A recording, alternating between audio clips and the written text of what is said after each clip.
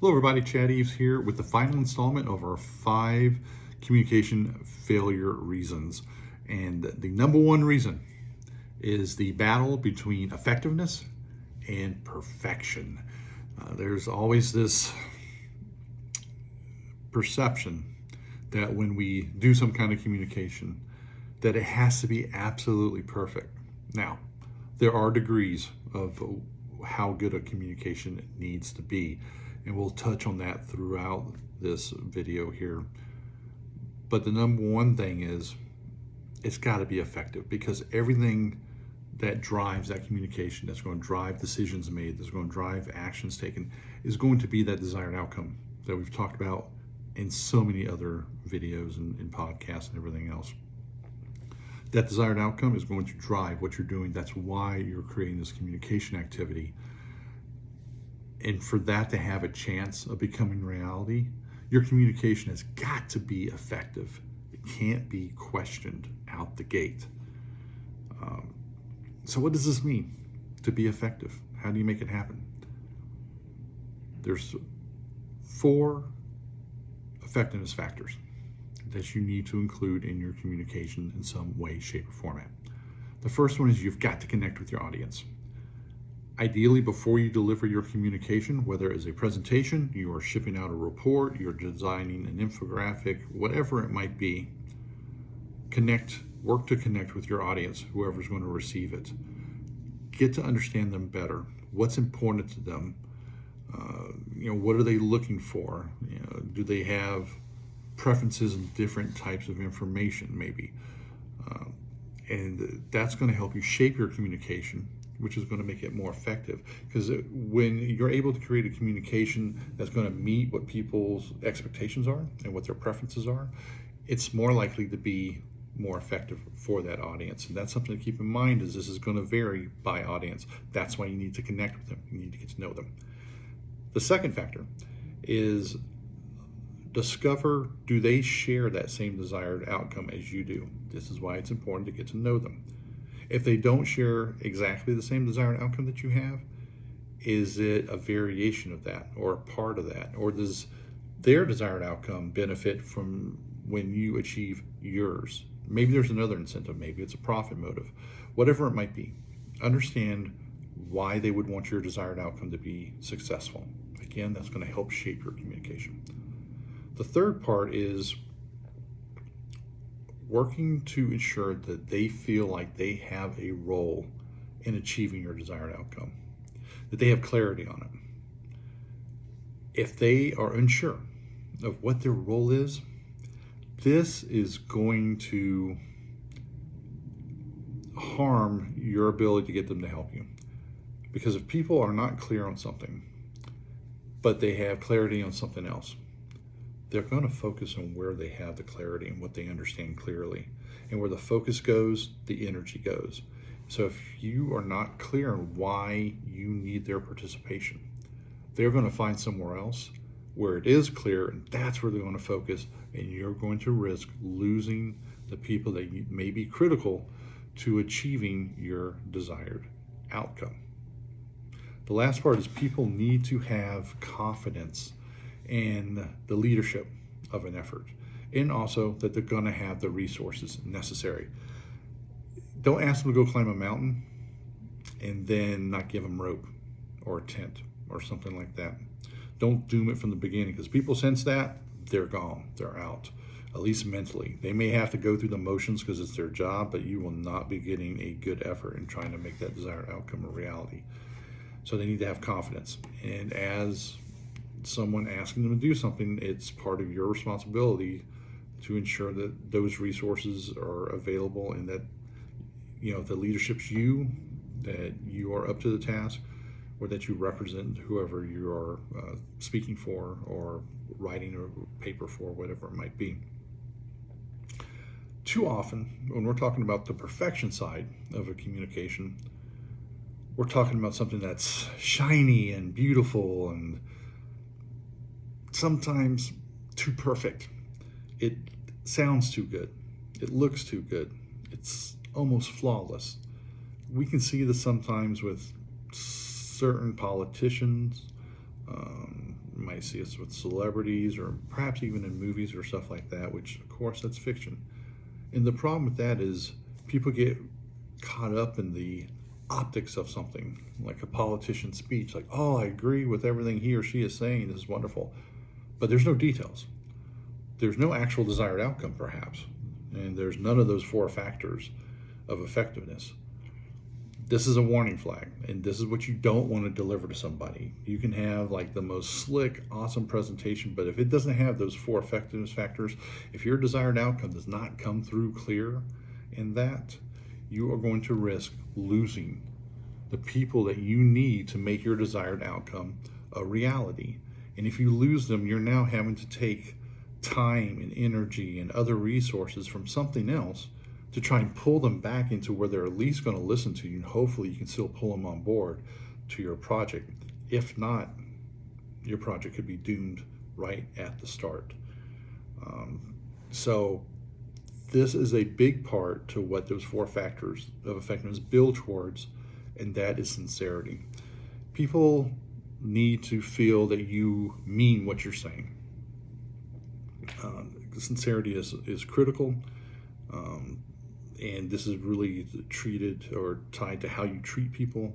Do they feel like you're being honest with them? Do they feel like you're respecting them? Such as, do you respect their use of their time? Or are you coming in late? You're running over long. If you're doing a presentation, you don't deliver your stuff on time, and that's all problematic.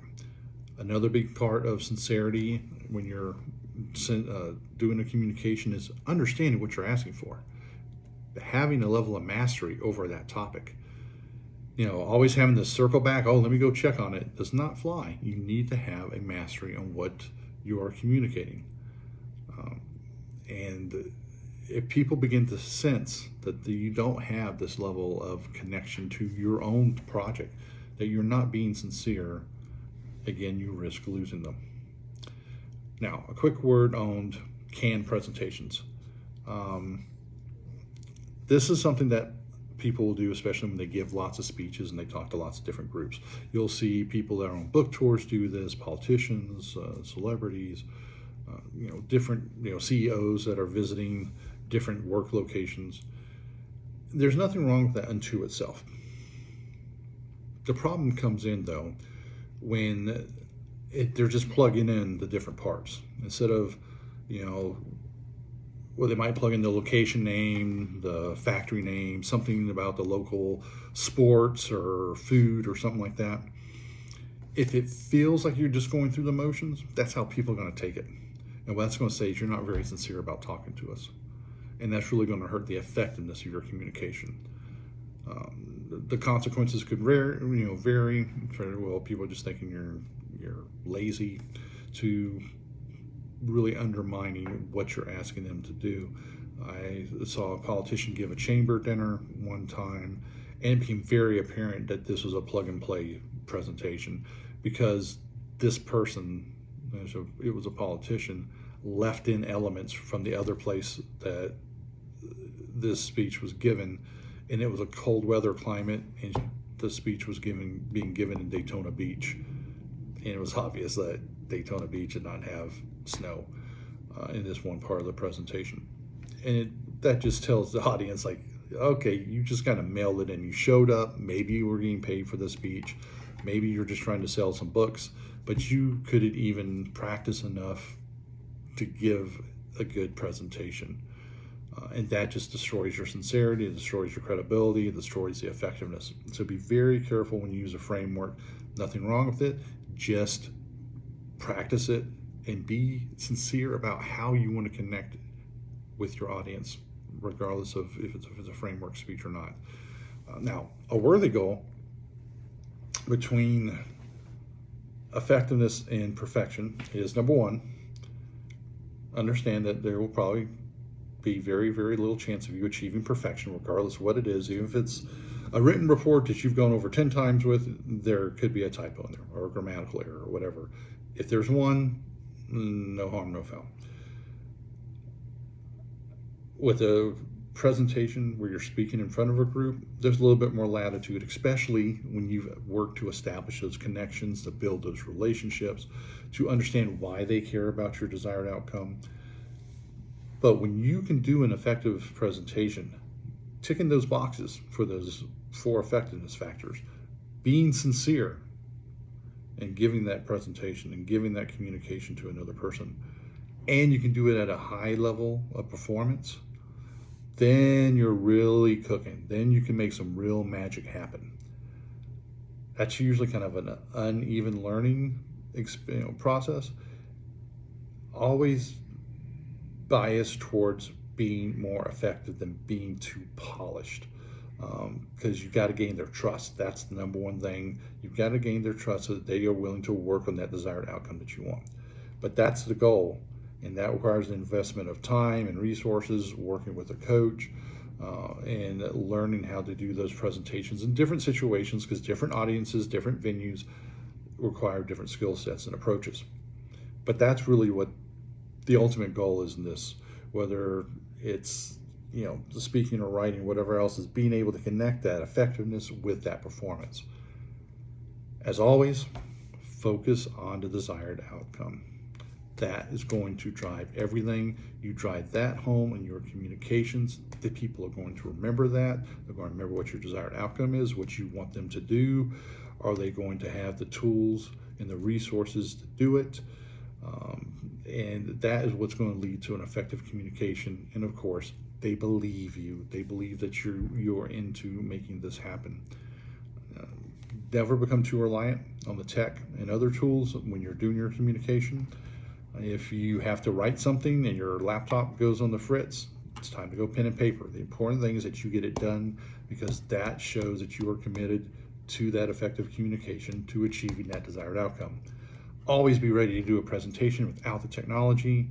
If your laptop goes on the fritz, the projector doesn't work, whatever it might be, always be ready to go without using any technology. There's another reason for this. If you know your material so well that you can do it without a slide deck, that you can write it out on paper, that you can discuss it with people with confidence, that is going to tick off those 4 factors. And those 4 factors are also things that you need to know. In addition to the content of your messaging, you need to go through and make sure you hit those 4 factors. You do that, you're sincere about it, you've invested in your time, sweat, and energy, you've got an effective communication, even if it might not be perfect. An effective trumps a perfect communication almost every time. So this is our 5. Go back, review them, practice them, know what to avoid, know what to do. It's going to make you a much better communicator, and that's only going to help pay you dividends more and more into your future, and also help to build your reputation, and also open up doors to new opportunities. I will see you next time.